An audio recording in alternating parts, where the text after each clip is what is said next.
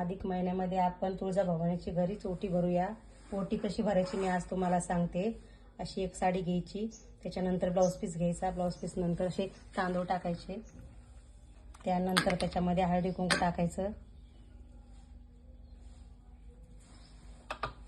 आणि आपण जे अलंकार घालतो जसे की मेहंदीचा कोन, कुंकाचा करंडा आणि 5 फळं ठेवायची, खारीक, खोबरं, सुपारी, हळकुंड आणि 1 रुपयाचं नाणं असं ठेवायचं देवीला ओटी भरायला।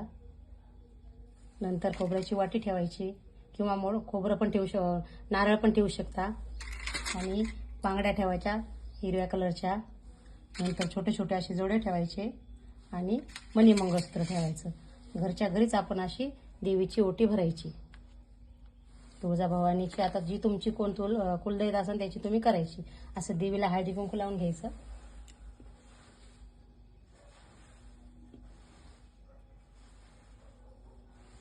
आणि देवीला प्रार्थना करायची, जे आपण साधी भोळी सेवा करतो ती आई मान्य करून घे आणि अधिक महिन्यामध्ये अशी सुंदर आणि आपल्या आईची आपण अशी ओटी भरू शकता। घरची घरी ओटी भरायची।